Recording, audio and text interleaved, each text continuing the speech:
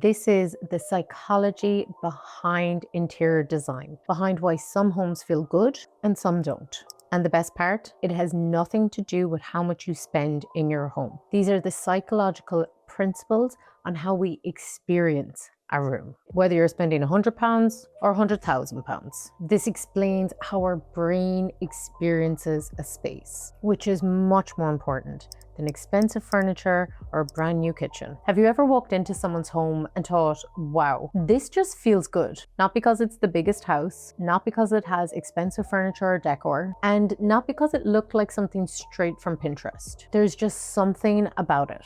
Like you immediately want to sit down and just stay a little longer. And there's something almost impossible to describe about those homes. You feel like there's so much going on, but you can't pinpoint what's giving you this good feeling. You just can't explain why it feels so good, but you know it the minute you walk through the door. You feel it. Our brains are constantly taking in the room around us without us even realizing it. And that's where you'll naturally just go, I like this or I don't. I feel good or I don't. And any good designer is thinking about this feeling. They're thinking about this experience. They're not just thinking about the designer finishes. Before we get there, it's all about how you experience the space. Every single thing I'm sharing with you today can be done for free. This can all be done using the furniture and pieces you already have in your own home. It doesn't cost a penny, just a different way of looking at and experiencing your space. So let's get into it. And hi, if you're new here, my name's Aoife. I'm an interior designer and I love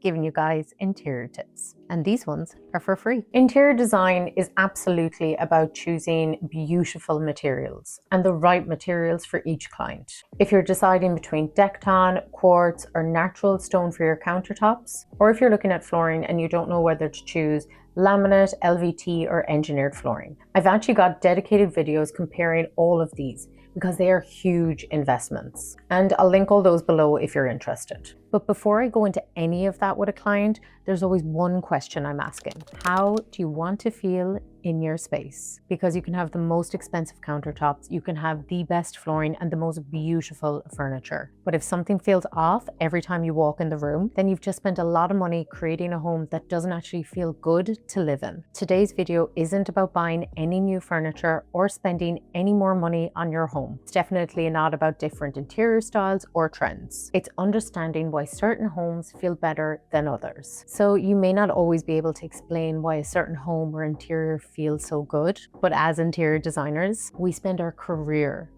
creating that exact feeling. One of the reasons a room sometimes doesn't feel right has nothing to do with the furniture you've bought.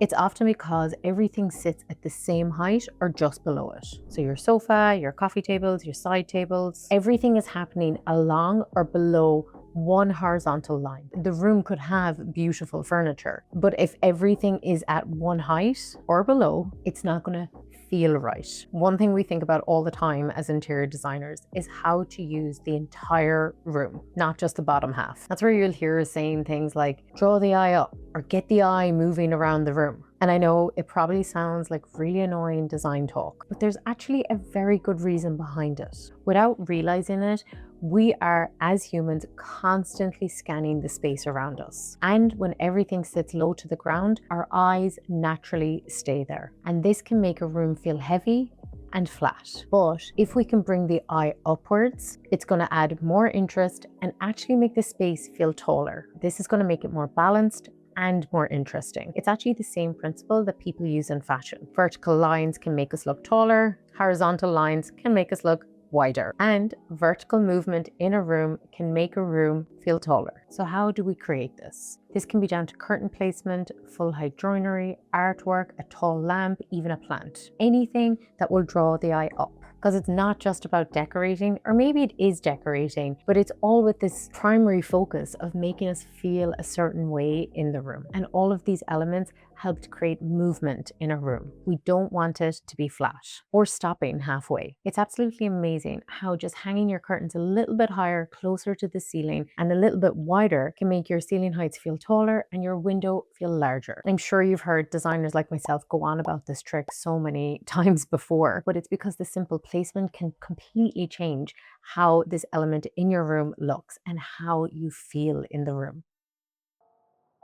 And once your eye starts naturally moving around the room, the next thing you want to think about is depth and why some rooms just feel two-dimensional. Have you ever walked into a room that on paper it has everything it needs? A lovely sofa, beautiful furniture, yet somehow it feels a little flat, just a little bit two-dimensional. One of the biggest reasons for that is visual depth. And this is actually where most people go wrong. They have all the right furniture, but they're just missing this little tweak. One thing I notice a lot is people pushing furniture right up against the wall. And I understand if you're living in a smaller space, that can naturally feel like the right thing to do. People often think it's making their room feel larger, but usually it's the opposite. When furniture sits hard against the wall, it nearly becomes part of the wall. Everything starts blending together. But when we walk into a room, we experience them in layers. What's closest to us, what's in the middle,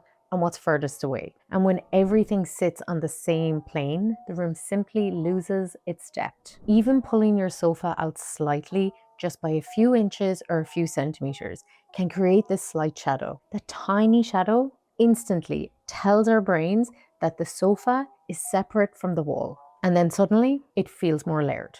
It feels larger. It's often one of the reasons professionally designed homes feel much richer. Not every home that a designer designs is huge, but they are arranging items in layers. So it could be floating the sofa just by the wall, or I'm sure you've seen in open plan areas, designers love to add a console behind their sofa. This is to create depth. Now your eye has somewhere to travel, and the whole space instantly feels more considered. So now we've created movement and depth in your interior, but sometimes the room still might be missing something. And that's where we start looking at contrast. Sometimes a room has everything it needs, yet nothing stands out. Of course, we want everything to work beautifully together. But if everything blends too much, your eye has nowhere to land. And this is where contrast becomes important. And contrast doesn't mean black beside white. It can be a contrasting shape, texture, material, age. So it could be something soft beside something hard, a rough natural timber beside a beautifully polished stone, or an antique piece mixed with something contemporary. We're naturally drawn to difference. If every surface is smooth or every shape is the exact same and every piece looks like it came from the same collection, to the eye it feels lazy. It loses interest. So again, you might hear interior designers say, don't buy a matching furniture set. I have said this often, and this is one of the reasons why. We want to create contrast because it adds interest. Introducing contrast adds little moments of interest throughout the space. Your eye lands on one thing, then it's naturally drawn to another, and then it naturally starts to explore the space. So how do we do this? Well, layer pieces that complement each other, but they're not the exact same. Linen beside timber, stone beside timber, stone beside brass, vintage beside contemporary, traditional with contemporary. Now, the goal isn't about everything competing for attention. It's for everything to feel connected while still giving your eye something interesting to discover. And that is often what gives a room real character. We've looked at movement, we've looked at visual depth, and we've looked at contrast. And bringing those elements together, you are already well on your way to creating a home that doesn't just feel designer and elevated, but one that genuinely feels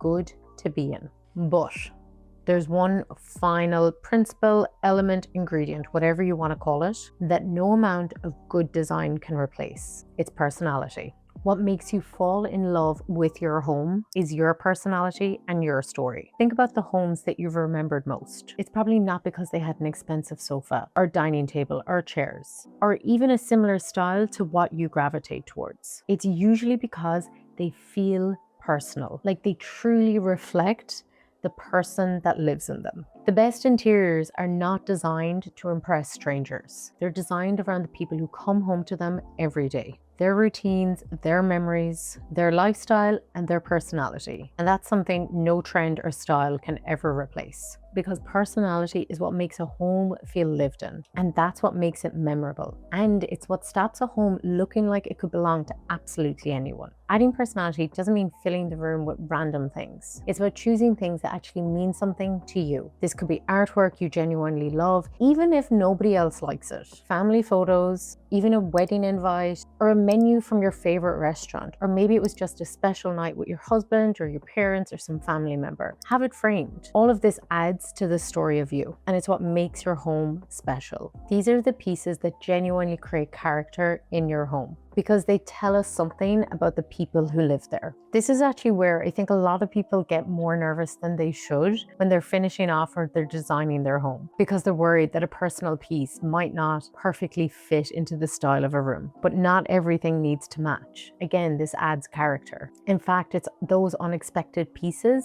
that can actually make a home feel much more interesting. So, as designers, we are not just looking at the most expensive product or what color to put on the walls. We're thinking about movement, visual depth, contrast, and our client's personality, and how a room is experienced. I really hope you've enjoyed this video, and if you'd like to learn more about how certain interiors work, or you'd just like some interior tips, I'd love to have you here. So don't forget to subscribe, and I'll see you in the next one.